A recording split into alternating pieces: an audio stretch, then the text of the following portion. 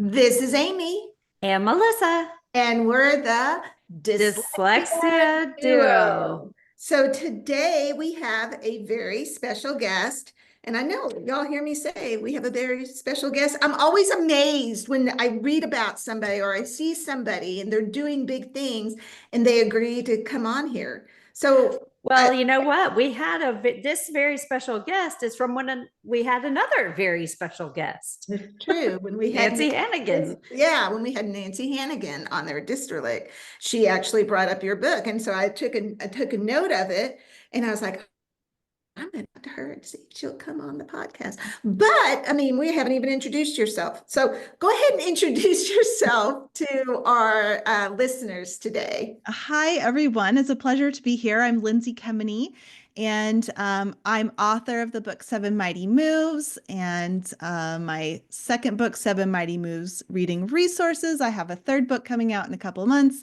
and I'm a teacher. I'm currently teaching first grade, and I'm a mom to a son with dyslexia. So that's kind of me in a snapshot. Wow. That is Wow. a snap. So your son with dyslexia, you said he was identified when he was in second grade? Yeah, the end of second grade. And that was a complete shock to me. He is my third son. My first two learned to read rather easily. So I was really kind of surprised, alarmed when along comes my third child and he is struggling to learn Hmm. how to read. I was doing all of the things I had been taught in college and my early years of teaching, and nothing was working. And I was really kind of embarrassed because I'm like, I'm a teacher and I can't Yes. help my own son learn to read. And so, it wasn't until he was in second grade when we finally did some outside testing. And that's when we found out that he has dyslexia, dysgraphia, dyscalculia. Oh, So, reading disability, writing disability, math disability. And that just changed everything for me. I had to find out, what do students with dyslexia need to learn to read, right? And then that led to, what does everyone need to learn to read? What happens in your brain when you learn to read? And it was just kind of the snowball effect. Like I just kept learning and reading things and watching things and listening to podcasts and watching these lectures, and it was just a huge pivot point in my career and in my life, really. I think that you're kind of like both Amy and I, Lindsay, in that we're all educators, but and we're elementary education majors, but we didn't really know how to help people who truly needed to learn how to read, learn how to read. Yeah. It's embarrassing, Mhm, and mhm. I and feel the as I same. was learning, I got really angry. I mean, the more I learned, the angrier I became because I was thinking, why was I not taught these things? Why wasn't I not taught this in college or my Mhm. early years of teaching? And not only was I not taught a lot of the things I know now, but some of the things I had been taught had been debunked by research. And Mhm. so, you just kind of go through, it's like the grief cycle almost, where you're really angry, then you're really sad, and it has made me just more and more determined to do everything I can to help others out there, to help other children out there, other teachers out there, to help those children. Wow. And that's very inspirational of you to say, because I think Melissa and I kind of ran into the same thing before we started getting into this area. I can remember the first year I taught, and I'm an educator's daughter, right? So all I knew, I was that kid that went to school with her mom, and I had to get there early and I had to stay late. I played in the classroom, I ran around the school, because my mom was a teacher where I went to school. And you go to school and you go to college, and I went to college in the 80s and 90s, and it was a whole language movement. And then I get to my actual first teaching gig and I'm like, I don't know how I'm going to teach this sixth grader how to read this word other than showing it to him over and over again. I didn't know that words made sounds. I didn't know that letters had sounds. I just thought, because I was taught to see it, say it, even as a young person, and I was taught to see it, say it, because it was that whole language movement. And you feel like such a big fraud, definitely some imposter syndrome going on, because here you are in this big girl job and you don't know what you're doing. You don't feel like you know what you're doing, you know? Yeah. Yeah. Yeah. And I was heavily trained in, that balanced literacy with these, Mhm. very much similar to whole language, right? Those Yeah, beliefs really infiltrated balanced literacy. right. And, I remember just always I always loved to teach reading and writing. Well, I wouldn't say writing. Now I love teaching writing, but especially reading. I always loved teaching reading. But when I think back on my early years of teaching, I feel like it was like really cloudy, like it was really hazy, like what to do. How do these students become readers? Oh, you just kind of immerse them, right? Right. And we read to them and read with them, and then they read, and they're going to turn into readers. And the thing is that it does work for some students, Hmm. but it doesn't work for many, many more students. And it really, I hate that it took the like me seeing that with my own children, because like I said, the first two, it didn't take much to get them to be readers. They could crack the code almost by themselves. But my third one was struggling. And so, I hate that, like, I hate that I had to go through that to really understand that, why are we teaching? Why are we using this approach that works for like 30% of the class? Why don't we use an approach that can be beneficial for everyone in the class? We don't want to leave Right. anyone behind. Right. I'm kind of I'm with you on that too. Making me think though, because we know that dyslexia is, it's there's a gene, there's a dyslexia gene, it runs in family. Can you think back on anybody in your family or on your husband's side of the family that might be dyslexic? Yes, but they don't like me to talk about it Oh, publicly. I get Okay. it. I understand. But definitely, I think like everyone's like at these different stages, right? And so, but my son loves for me to share his story, and has just within him has just grown this real like spirit of wanting to help others.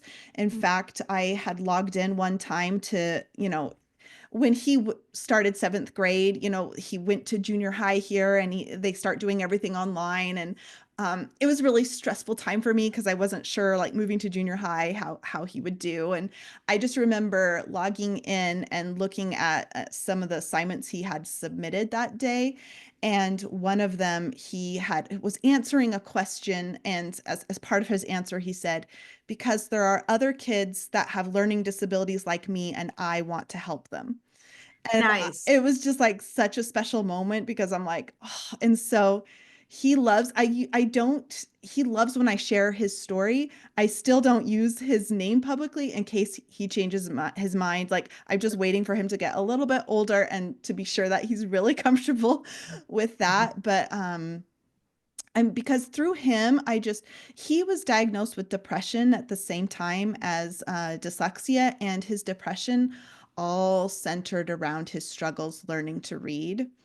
And so I mean, I just saw firsthand how tightly connected self-esteem and the ability to read are.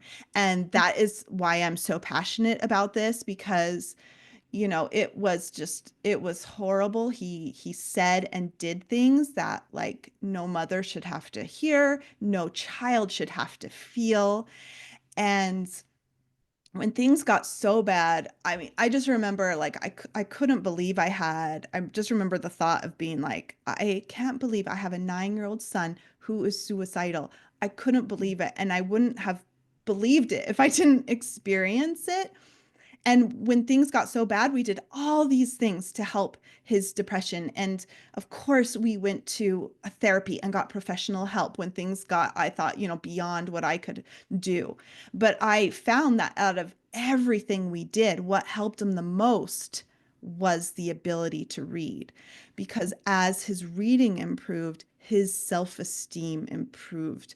And it was gradual. It wasn't instant. It was gradual, but it was really beautiful to witness, because I just felt like, he was slowly healing as his reading got better. Wow.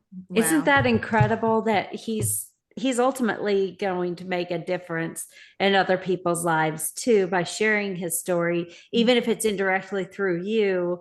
He's Yeah. sharing his story, and you're able to get the word out there to other people, other parents who might be going through the same thing, and they could share this with their own child and make a Yeah. difference in their lives, and value how much the intervention really changes a person's entire life trajectory. Mhm. Absolutely. Incredible. Yeah. So you're making me think of, there's a graphic that's out there called the dyslexia iceberg, because dyslexia seldom exists in isolation, right? Right. And Right. so like an iceberg, you see the tip of the ice, but there's so much more to the iceberg below the water. And a lot of the things they list is dysgraphia, dyscalculia, depression, anxiety, acting out behaviors, ADHD. All those are other things that are below the surface when you think about dyslexia, because dyslexia seldom walks alone. It usually has a friend or two or three that comes along for the ride. Right. Absolutely. He has ADHD as well. And the other thing is like dyslexia it doesn't look exactly the same in every student, right? You guys know that. And it's the spectrum. So my son is very severe dyslexia. You can dyslexia exists on that continuum. And you can have mild, you can have severe. And I just remember after he was diagnosed, the neuropsychologist said he's in the 1%. And I'm like, what does that mean? What do you mean he's in the 1%? And he said, only 1% of the students I see are this severe. And um, there's so many things like I wish, uh, but there was like still so much reason to be hopeful. And I didn't know, like, I didn't know then, does that mean he will be able to learn to read? Like, what does this mean? But he did learn how to read. He was excellent reader. I remember when he was in sixth grade, I progress monitored him and he was 140 words correct per minute, 100% accuracy, great retell. And like, I cried. I just didn't ever know if we were going to get there, especially knowing he was so extreme. And it's just like, that's what I want for all kids. And I've just really Right. learned through him that we can have high expectations for these Mhm. students. And you're so right, Amy. It's like that iceberg where there's all these other things happening under the surface. And so you're just looking at so many different areas, right, that where you can help them. Right. No, I love the way that you talked about his progress just now, because there's other parents out there who may be starting this journey. And when you're in it, you are in it. You are there, you Mhm. think there's no way out and you're just kind of in it. And to know that, yeah, there is that light at the end of that tunnel. There is hope for them to learn to write and to read. Yeah. So, as a seasoned educator, what were some of the things that you noticed in your own son so that maybe some other parents could be looking for some of those things? Well, I didn't know any of those signs. And it's like until he was diagnosed. And that was partly part of my anger too, when I learned that dyslexia is the most commonly diagnosed learning disability, but I wasn't taught anything about it in my teacher preparation program. Even now, it's very rare in the school setting, at least in mine, to have any kind of trainings on dyslexia. And I think it's so sad because it's really so prevalent. So looking back, I can see those signs.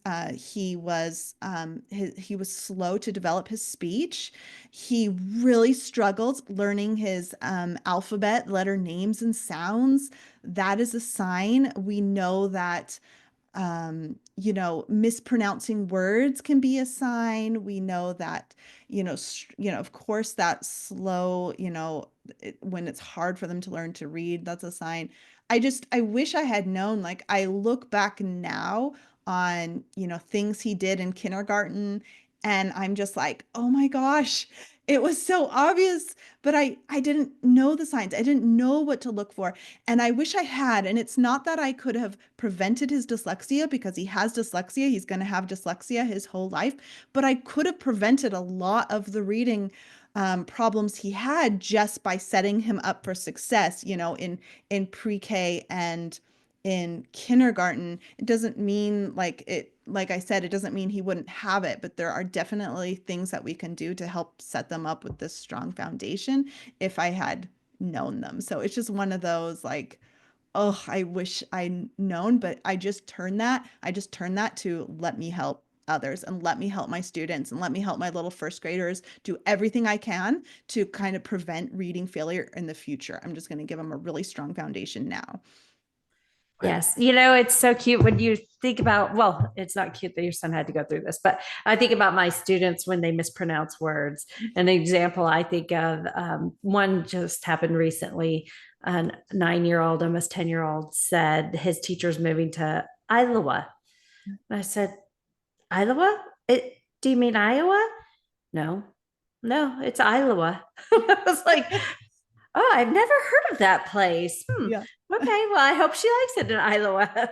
It just was so cute. And, you know, I think that I know for myself, when my son was going through that introductory phase of being a preschooler, and when it's, you know, expected that they mispronounce words, you think it's really cute. And, you know, I love it. I love the little things my son would say like that. Yeah. But as they get older, that should start dropping off. So Right. when you hear a 7, 8, 9-year-old mispronouncing words like that, that's kind of the red flag too, isn't it? Yeah, absolutely. Mm-hmm. Wow. So you've done a lot of research probably on your own. You went through, did you go through letters training? Is that I what? did. I did. By that time it was a review for me, but still like Yeah, you still I'm like always building on my knowledge. So I absolutely loved letters training. Yeah. it's awesome. So now with all your research with your books, like, and we were talking before we hit record on this podcast, Lindsay, y'all, is still teaching first grade and she's getting ready to push out your third book, right? Yeah. And I said, how? How are you? And what did you tell me this was? Well, it's become my hobby, and I also said I have no life, right? I'm like, my career is teaching kids to learn to read and write, and my hobby is learning and sharing about how kids learn to read and write. So yeah. That's awesome. I need to find a hobby. Let me put it that at a hobby. But in all of your training, your research, and everything you've done, there's there's lots of discussion about what the science of reading is. And I think we even had a guest on here that when she talked about the science of reading, I think it was Dr. Wasowitz, who kept Yes. calling it capital science, capital S, capital L, or capital S, capital R for science of reading. So the science of reading. Science of reading is just a vast body of knowledge we have, a body of research that we have about how best to teach kids to read. So that's really kind of the most simplistic answer. We're talking about research. We're talking about science behind the practices that we use. Awesome. Yeah.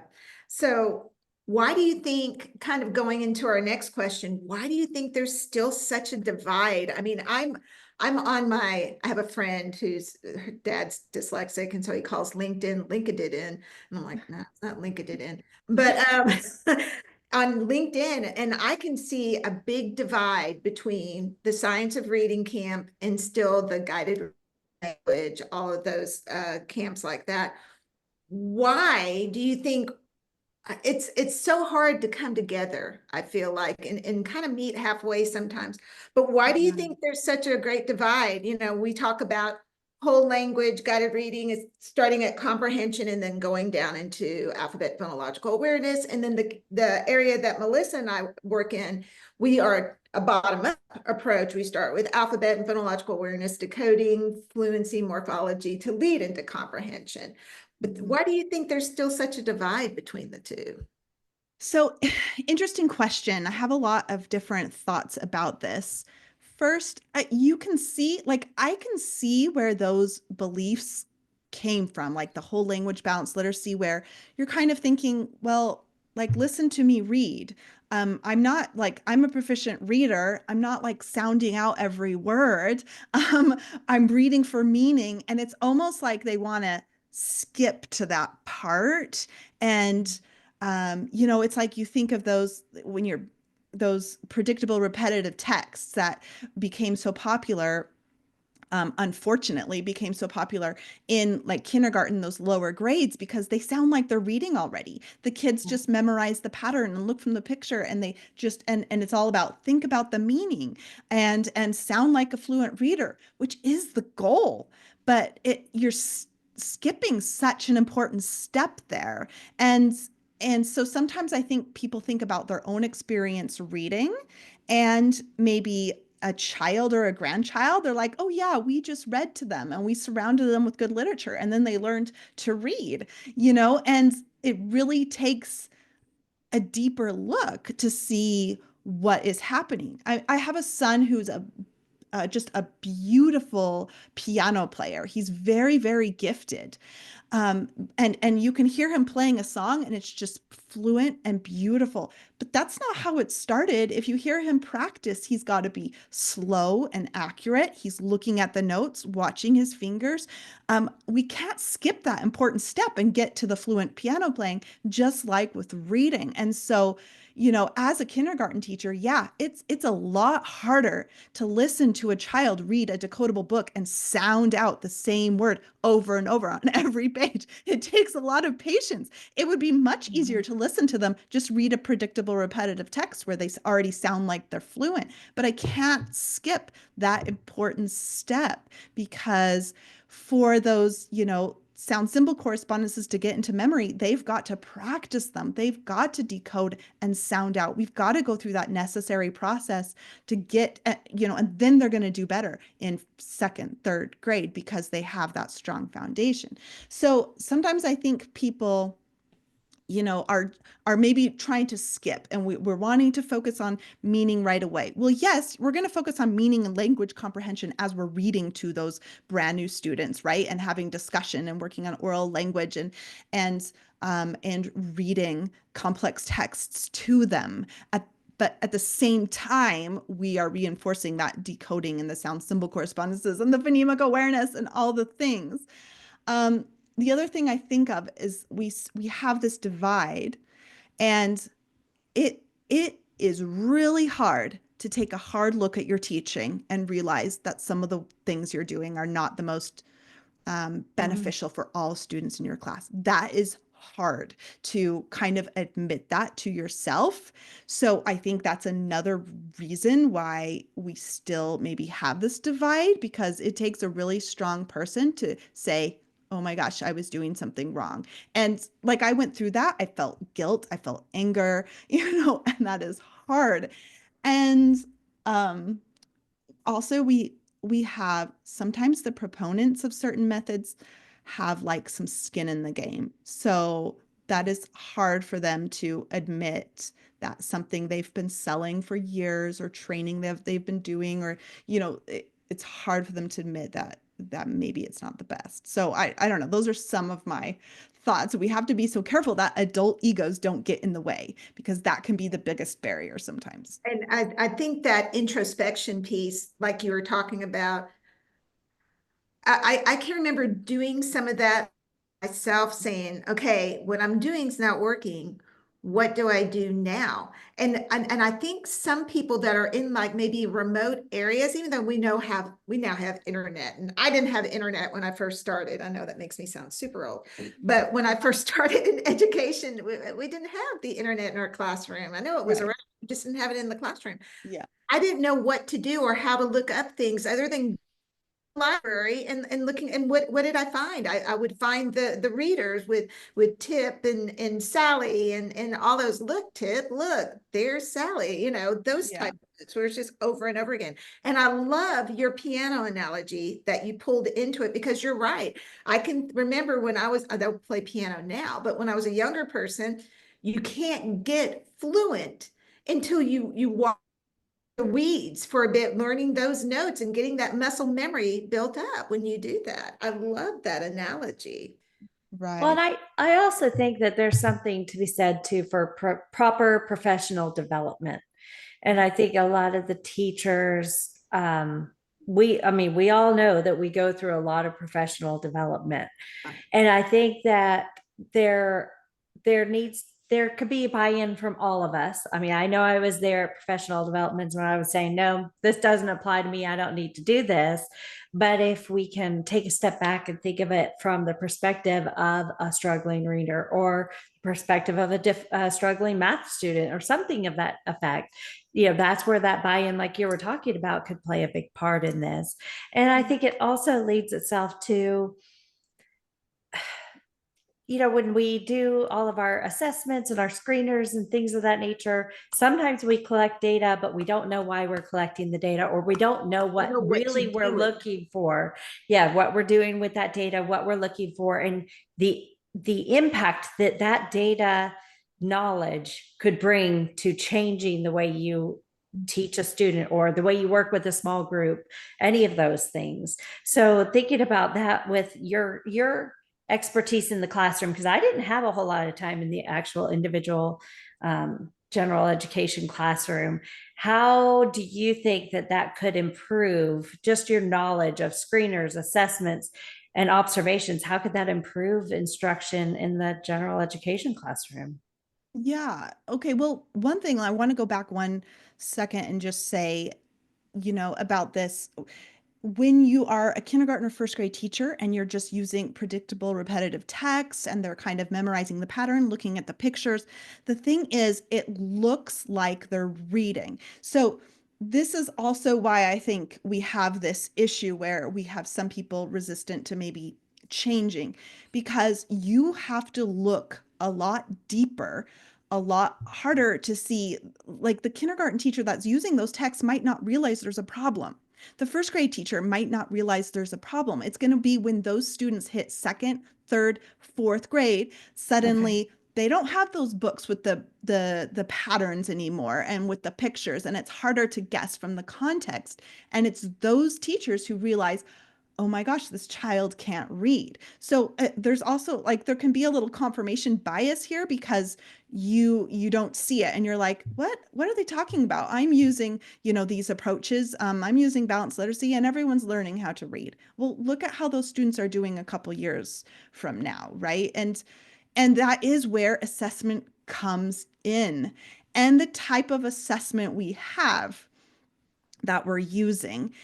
I think assessment is huge. I think if you're not doing anything with the assessment data, there's no point in giving the assessment in the first place. So we need to be intentional and use the data from our assessments. And there's a variety of assessments we can give. I love having a good screener, because the screener is going to tell you, hey, who's at risk, right? Mhm. And you will see this sometimes when you see a student who, they read the passage okay, it's not terrible, but you test them on nonsense words and they completely bomb that.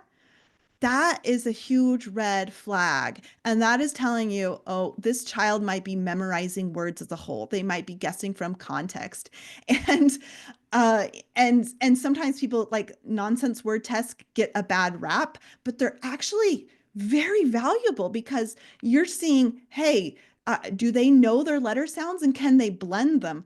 That's really important to know, because as they get to harder words, they're going to use that knowledge. Like, when they're figuring out a multisyllabic word, I mean, each little part of that syllable is kind of like a nonsense word, and we want to make sure that they have those decoding skills. So I just think assessment is huge, and the screener is going to tell you who's at risk if you can get a good screener.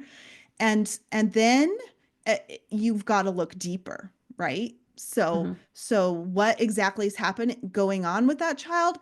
You're going to do a diagnostic. If they struggle with that screener, let's dive deeper and do a diagnostic assessment that's going to tell us, what exactly do they need help with. I like the analogy of swimming. So like, the screener is going to tell you, hey, who's at risk for drowning, like, who isn't a good who's going to Right. drown, but it doesn't tell you, what do they need help with. Is it stamina? Is it their strokes? What exactly? And a diagnostic is what's going to help you determine that, like, okay, it's the butterfly stroke that they need. It's holding their breath underwater.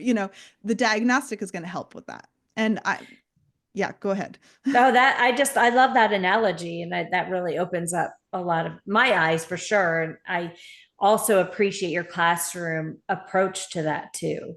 That knowledge that I don't have, that really helps me see it from that perspective. Yeah. Thank you. And then there's progress monitoring assessments too. So, and that is invaluable for me because that tells me, is my instruction working? So if I am progress monitoring a student, every week or every 2 weeks, I want to see those data points going up. And if they're not, I have to figure out something different. Like, it might not be a completely different intervention. Maybe the intervention's okay, but maybe I need to increase the dosage. Maybe I need to get that child in a smaller group. Or maybe I'm like, hey, what I'm doing is working. Awesome. We're keep going on the track. So it's just, I just think it's a missed opportunity if we're not using the data from our assessments. Those are huge and they should inform our instruction. And I agree with you totally. I'm not going to say, but I agree with you completely with that. What I've seen though, because we preach it. That's the same thing we preach. You've got even in dyslexia therapy, the assessment should guide your instruction. It's really going to help. But many educators, they get all this good data and they go, what do I do with it? Mhm. How do I support my student? I have all this great stuff in front of me now. And being in college, they didn't get that information, or maybe their district has bought into something that doesn't really support what they're seeing with that data, right? So that's one of the I would love to see change, which kind of moves me into your book a little bit. So what has guided you in your series of books? Let's just talk about your first one, The 7 Mighty Moves for Reading Success. How has what you've learned, all the assessment, how to guide it from the data, how has that supported you in writing this book and others? So yeah, so the as I was my son was diagnosed, right? And I took it took me really a year to understand everything and all the changes that I needed to make in my classroom. In fact, I just remember a couple months ago, I mean, not ago, but a couple months after he was diagnosed, I remember being in like a parent Facebook support group, and one of the parents was asking about a certain program, and another parent said, well, that's balanced literacy. So that's like the worst thing for our kids. And I was like, what is she talking about? Balanced literacy is the best way to teach reading. And it was just really kind of gradual for me to understand that some of the practices that I was using that were like a huge a huge part of balanced literacy that I had to get rid of, things like Yeah. the 3 cueing system, those Yeah. predictable repetitive texts and all of that. So it took me, okay, when my son was first diagnosed, uh I got a tutor right away that was familiar with dyslexia because I didn't know what to do, but it was really expensive, so we could only afford twice a week. And it's just something I kind of regret because he was so severe. He needed intervention every single day. And it took me a year, but then I felt comfortable enough to start working with him. And then I could work with him every day because I was free, right? So, and that's when we really started seeing results. Okay, that was kind of a long beginning to answer your question, but I was making changes as I was working with him, and then I was also applying the changes in the classroom. And so I was making changes. I was teaching kindergarten at the time. So I was making changes in my kindergarten classroom. And then I got moved back to second grade, which I had taught for years. And so I made these changes in second grade. And then I got moved to first grade and then made the changes in first grade. And what I found is that I could categorize those changes I was making into these 7 moves. So that's the basis of the book, 7 Mighty Moves. They represent those 7 changes I made in my classroom after learning about evidence-based literacy instruction after my son was diagnosed. Nice. So yeah. So what are those Yeah. 7 mighty moves? That was going to be my Okay. question. Yeah.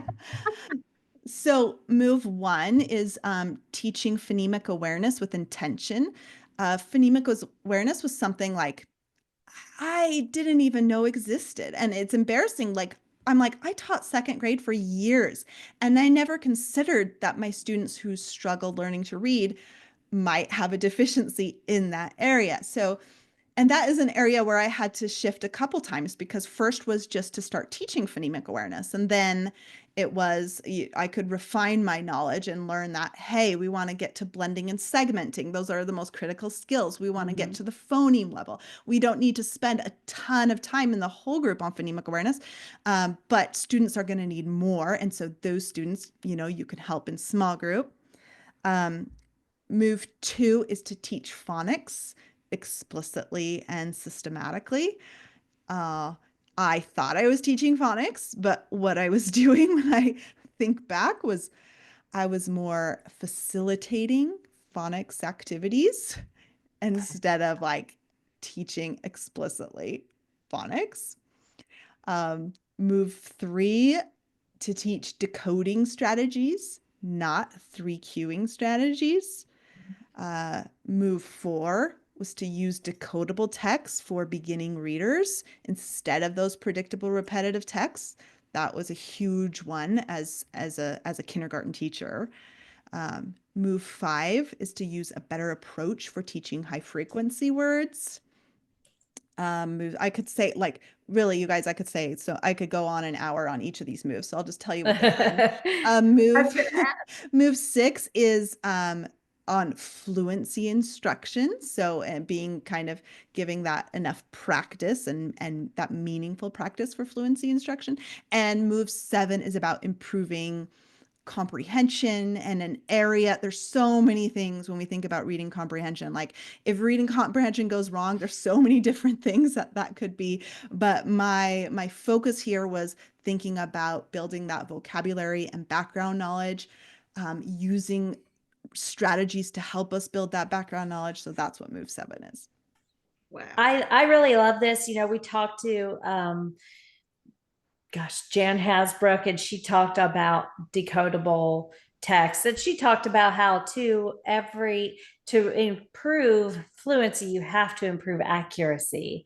And that's where I really love that you've got the idea of teaching the decodable text and the blending and the segmenting, all the things that really are going to make a difference in improving the accuracy so that they can increase their fluency. A lot of times people think you just got to get them to read faster and then they're going to read better. That's not the case. Yeah.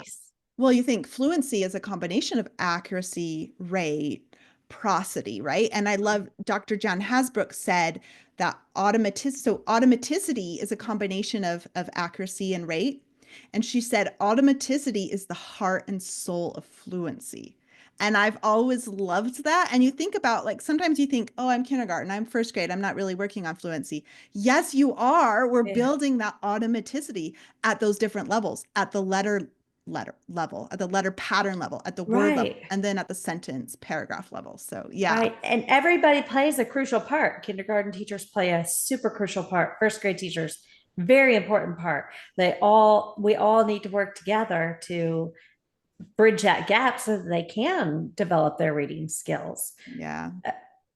I love that. If I had to write a book, it would be Automaticity is the name of the game for all of it. Honestly, you should be automatic when you're naming alphabet letters and you're isolating sounds and phonological awareness. It should be automatic. Absolutely. Yeah. I mean, you want it automatic so they don't have to think about it, right? We want their cognitive attention going towards the meaning. What am I learning about? What am I reading about? And they can't think about that if they're having to think about and slowly sound out a word, right? But they have to go through that step at first, right? To get those words in memory for effortless retrieval. So, like, you can't skip that step. And like you said, Melissa, we can't be like, well, read faster. Right. We've got to work on that accuracy first. Right. So you had mentioned a few times about explicitly, and those of us who are in the dyslexia world, we know about explicit instruction. And I'm so glad that you have written these books and you're getting that explicit instruction out there as well. What do you mean by explicit instruction? Um, Explicit instruction is instruction that's very clear, very direct.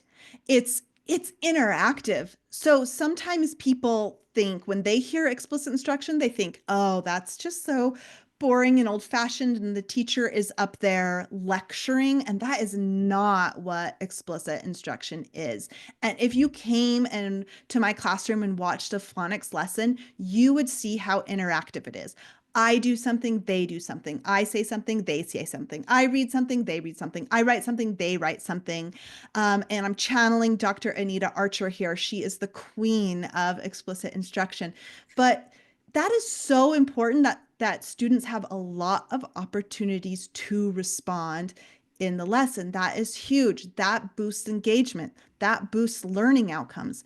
And it decreases off-task behavior or disruptive behavior. So I'm Right. like, that sounds like a win-win to me, right? Yes. So yeah, explicit instruction is so important. And it's especially important for our students with dyslexia.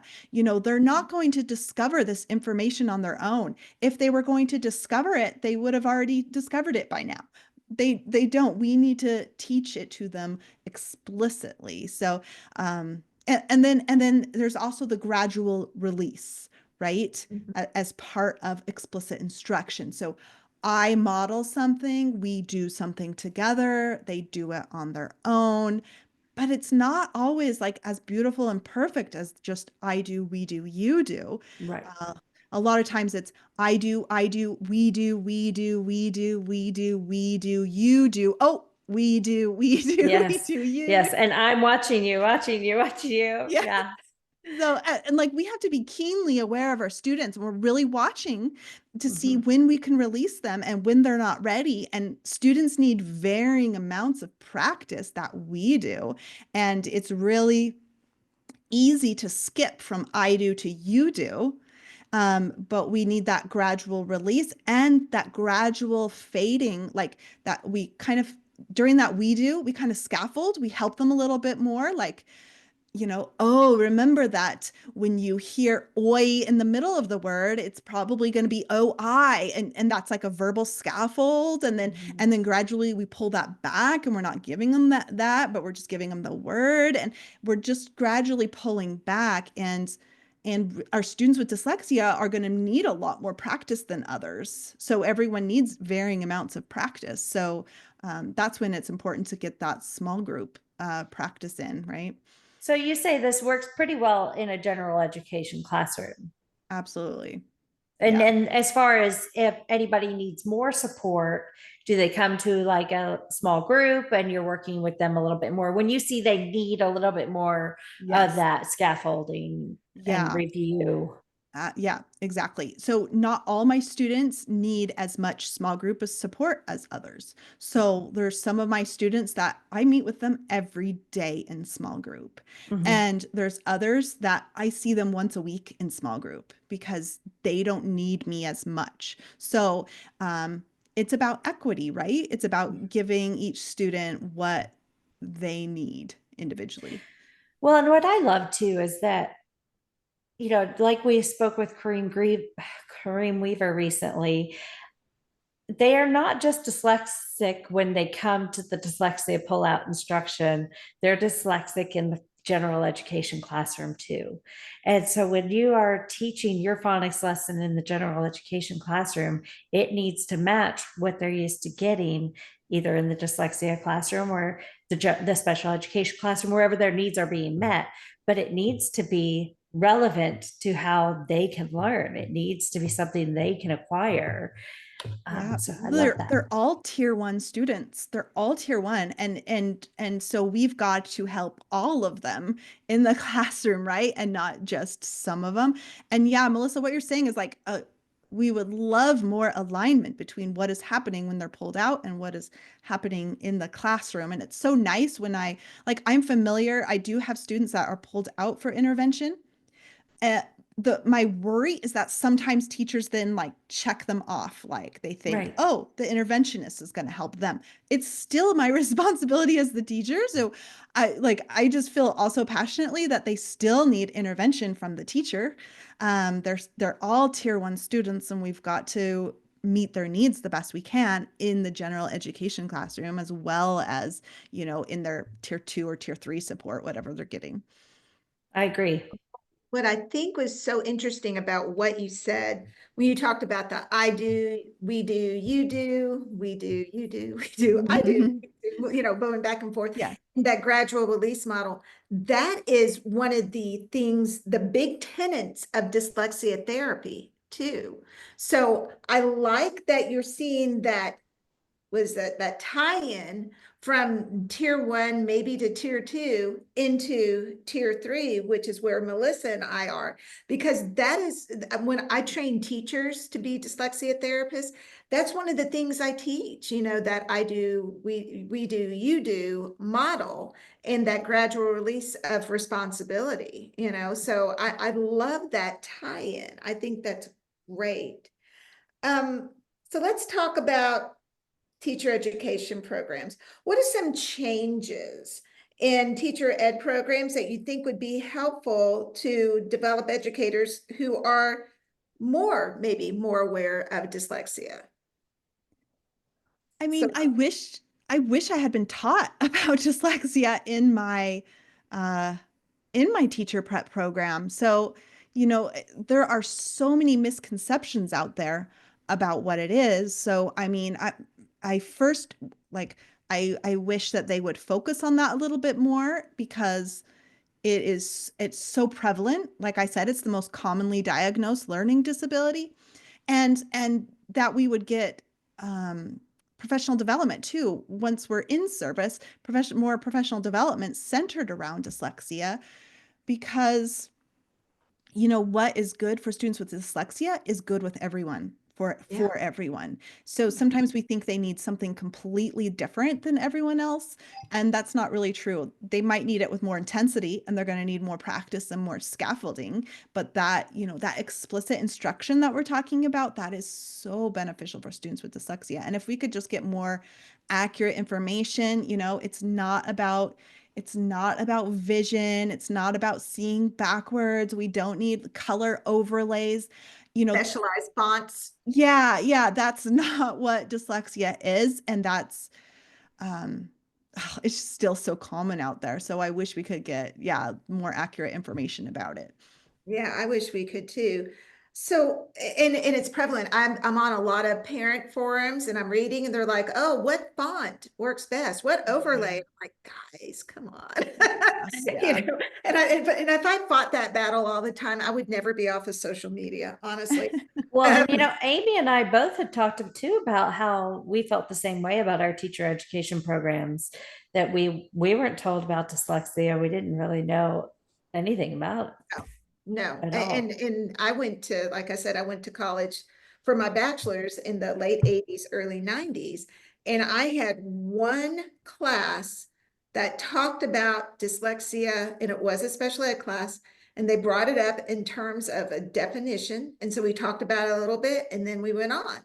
And I had just said that I was a teacher's child. And my mom, because it was a small school, she ended up being my classroom teacher twice, which is all kinds of fun. And in first grade and in fourth grade. And I remember asking her about this little boy because I could read. I wasn't one of those kids that needed additional support. I needed help with math, but not so much with reading. And I remember asking her about this little boy that was in our class. And I was like, why is he having such a hard time? She goes, I don't know. She goes, I don't know. She goes, and then that little boy made her go get her master's. And so you got to think, this is back in the 70s. She actually had to drive out and during the summer and get her master's and become a special ed teacher so that she can get that information. I now know, that he had dyslexia, but my Yeah. mom wasn't even sure of what was going on with that young man. So knowing what you know, and we know that all of our classroom teachers have curricula that they're working from.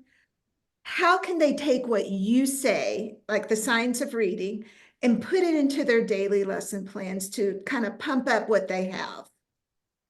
Yeah. So, you know, we want to be as knowledgeable we can about the science of reading. It's not like, because remember, it's like this body of research. So, you know, it's asking ourselves, are the practices I'm doing, do they have research to support them? Is there research for this? Or is there research against this? How much research is there, or evidence is there with the program I'm using? Is there evidence that it works? And we have to be smarter than our programs.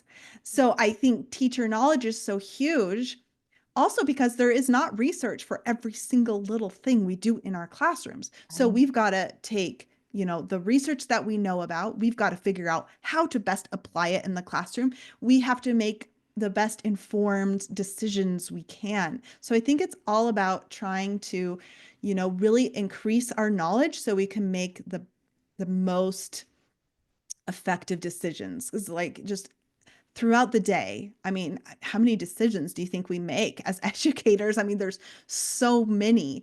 And those programs, they, I like thinking of programs like, you know, they're like a road map, like a paper map that tell us the destination we need to, you know, tell us where to go. But that map doesn't tell us what to do if we get off course or if the student doesn't reach their destination. That's when we need like Google Maps, right? Yes. Mhm. Because don't you love when you like take a wrong turn and Google Maps is like Recalculating. rerouting, and then they get you back on course. And to me, that's kind of like why we need that knowledge, because we need to know, what do I have to do to help the student, because, you know, it's not working for them. So I just think, you know, teacher knowledge is so important in this. Like, yes, like be as familiar as you can with the research, get the very best tools you can. And that's a lot of times beyond our control, because sometimes our district adopts something and you're like, what in the world? And that's when you've got to use your best judgment to kind of level up whatever tool, whatever program you have, and really make sure you're giving your students what they need. It's easier said than done for sure. Yeah. Oh, that's great. I love that answer. So, if you think about some of the red flags a classroom teacher might be able to evaluate to try to consider if their student might have dyslexia, what are some of the key data points? What are some things that they need in order to determine if their student may have dyslexia, and or what would they need for a dyslexia evaluation recommendation, things of that nature? Yeah, well, I think, you know, a huge thing is going to be a family history of reading difficulty. Mhm. You know, when you see a weakness in phonological awareness, that is a big red flag. If they're having a hard time blending or segmenting or rhyming, that is giving you a red flag. If they have a hard time learning their letter names and sounds, that is a red flag. And of course, if you're looking at older students, their word reading ability, you're going to see struggles with fluency. You'll see struggles with comprehension. And sometimes people are like, oh, it's a reading comprehension problem. You got to look deeper, because it could be that they can't read the words, right? So we've always got to look a little deeper. But then I wouldn't just because, like we were talking about that iceberg analogy, I wouldn't just look at dyslexia with your testing. You're going to ask for, you know, a more general kind of cognitive testing, because there might be other things going on. So, yeah, you're just really looking at their specific weaknesses. That's a great recommendation. And when I worked in one of the school districts around here in the DFW area, and one of the things they did that I loved is every year they would collect their beginning, middle, and end of the year data.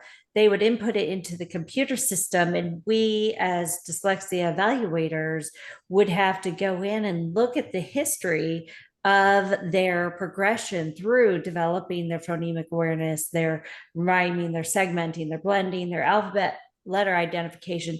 That was part of our evaluation. So we'd look at the history, we'd look at family history, just like you're saying, and all of that played a part. So if we did a dyslexia evaluation, we just looked at the profile sheet that said, okay, all of the formal evaluations say everything's in the average range.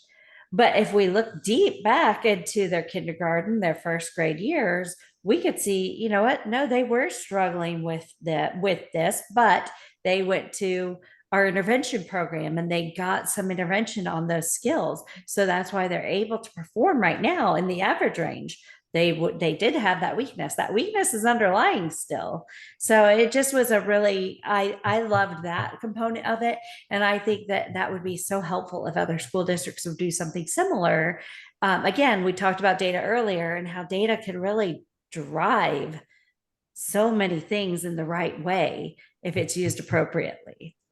Yeah, if we use it appropriately. Yes, Right. yes. Exactly. Well, and to kind of go off of what you were just saying, remediation, like tier 2 remediation, we've said it quite often, phonological awareness is the most sensitive to remediation. So you can normalize a phonological awareness score with a young child, or it looks like, because everybody goes, oh, I think enough people in education know enough about dyslexia to say, oh, it's a deficit in phonological awareness.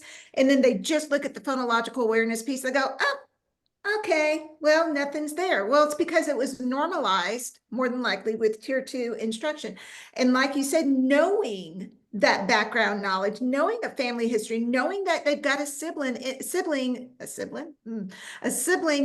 dyslexia instruction, there's a family history right there, and we need to dig a little bit deeper, and sorry, it made me think of a whole bunch of things while we were talking about that. But That's why I love that what you're talking about with the classroom data can show is that mhm, classroom data can be pulled to help the evaluators all mhm. along the process get that information, a really true picture of what that child has gone through. And also why we need good, effective, research-based assessment in the classroom, because there's some assessments that have just been found not to be very accurate and that are like the same as flipping a coin. Will this child have a reading disability? It's a 50-50 chance versus there's some assessments that are much more accurate. So, it's like a call for, our district leaders to really make Yes. sure that they're looking at the research support behind the assessments that they adopt. That I love that. I love that knowledge that you have about some of these assessments, because I'm right there with you. I look at some of this, I'm like, well, that's not very deep. But our teachers who haven't been exposed to this don't know, what they should know, what they should be looking for. Wow, I love that. So you've talked a little bit about your own child with dyslexia. What could you, if the parents that we have, and maybe even some educators that have children with dyslexia in their own family, what would you tell them to kind of, support what they're going through? Um, well, first I'd say find their strengths. There are things they're good at. You need to find that. You need to amplify them. You need to praise them for what they're doing well, because it is hard. I mean, you think about it, going to school, going to like a place where you feel like you're failing day after day, Mm. that is hard on your self-esteem. And I remember when my son was in kindergarten and he would, and remember this is before I had knew nothing about dyslexia. He wasn't diagnosed yet, and I remember he'd come home and we were like, what was your favorite thing about kindergarten? And he would say going home. And Oh, at the time, we thought that was kind of funny, But I now looking back, I realize like it was traumatizing for him, and it is traumatizing for other kids out there. Like my heart just goes out to them because there they are, filled with these feelings of inadequacy, and they're in those halls every day, in our classrooms every day, just hoping somebody is going to help them. And so as a parent, we can't always be there for them, but we can teach them to advocate for themselves. Um, and I remember, and we can advocate for them until they are ready. And that's also, as a teacher, what is so hard when sometimes I'm like, because I'm always going to be there for my son to advocate for him. But what about the kids who don't have parent support, anyone to advocate for them. I'm just like, I Right. want to advocate for you. So I'm jumping around a little bit. Let me go back, focusing on the positive. A couple years ago, my son was in seventh grade, and we went to his parent teacher conferences, and he has like 8 different teachers, so we're going around. I wasn't going to stop by his like career and college awareness teacher because he was already doing okay in that class. And I just remember his teacher coming over to him, and he taught a portion of the class that was focused on engineering. And he came to me and he said, I just want you to know that what I am teaching, this is his talent. He is so good at it. This is where he's excelled. He says, you need to put him in my class in 8th grade and my class in 9th grade because he's so good at engineering and figuring things out and the modeling, creating these 3D models and things. And I was so appreciative that his teacher like made a point to come out and to find me and to tell me that. And so we did. We put him in his class in 8th grade, and he's in his class now in 9th grade. And it's so amazing to find what he is good at. And so that's what I'm saying first, like find their strengths and try to amplify them. And then back to the advocacy thing, teach them to advocate for themselves, and that is hard. I remember when my son would come home, elementary school, and he would tell me things like, and it's really hard as a parent not just jump in first. Like he would be like, I don't get to go to the special activity on Friday because I didn't finish my work. But he's like, but they're doing that work when I'm in resource, which is his special education pullout. And I'm like, yeah, that is not fair. But I try to get him like, oh, have you talked to your teacher about it? Can you try to talk to her? And he would say, but you're the one with the brave voice, mom. You're the one with the brave voice. And so, Oh, it was trying to teach him to use his brave voice. And I am there and I will help him do it. But like more and more trying to teach your kids to advocate. So I guess that's my 2 big things for parents, like find their strength, amplify their strength, and help them learn to advocate for themselves. That's great. So, now, go ahead. I'm sorry, Amy. Go ahead. Go ahead. Well, I was just going to, do you know of any like parent groups that can support advocacy for students with dyslexia? Yeah, I would definitely reach out to your local, like, see if you have a local decoding dyslexia organization. Most states have one. It's kind of a grassroots organization, and it's made up of a lot of parents. And that was invaluable to me when my son was first diagnosed, was kind of going, there. They had a social media group, they had a website, they have, activities throughout the year. And, my son now is a decoding dyslexia youth advocate for our state. And so that's really neat. But I think that is an organization that's just doing great things and could be so helpful for you as a parent. Great. I appreciate that. I mean, I think that a lot of times parents, they know about the decoding dyslexia groups in their area, but they don't know a lot of the other groups that are available. So I appreciate that info. And then also, as far as what do you recommend for maybe some classroom teachers to do that could advocate for the students who maybe don't have the advocates at home? Yeah, that is, well, I would say learn as much as you can about dyslexia. I think Overcoming Dyslexia by Dr. Sally Shaywitz is a great book. And she also has I'm pretty sure it's still available. There's a free massive online course through Yale, I think. I think it's through Yale University. And that is a great resource. So becoming informed as a teacher, and then as you're working with that student and you find things that really help, consider adding those like accommodations into their IEP, or, if they don't Mm, have one, or into their 504.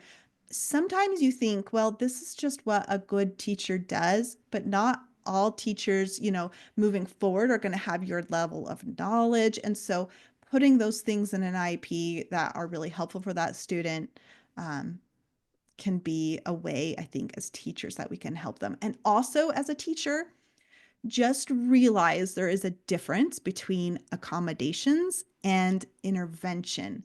Sometimes we only provide the accommodation, but the students also need intervention. They need the instruction to help them get up to grade level. So both of those are really important. Yes, they are. Love it.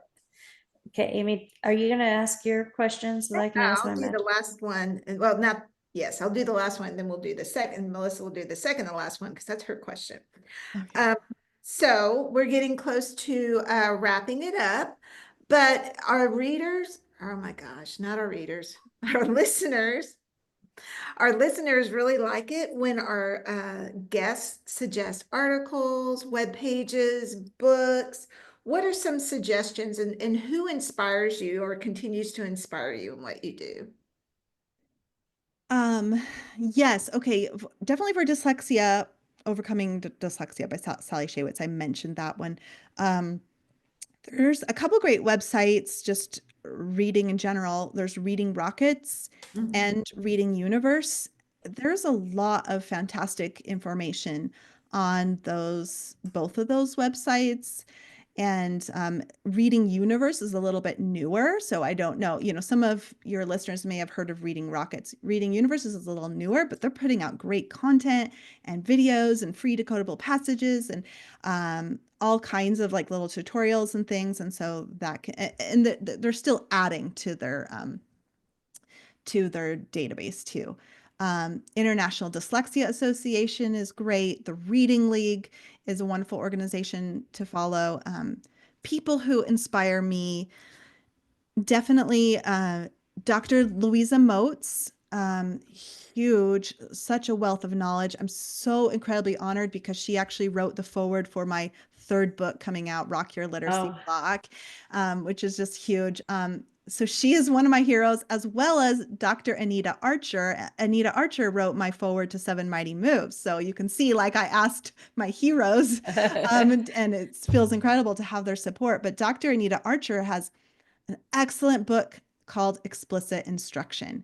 And I mean, if you have not read that or watched Anita Archer's any of her videos modeling in the classroom, she is amazing. She's the queen of explicit instruction. And for writing instruction, I'm inspired by Dr. Karen Harris.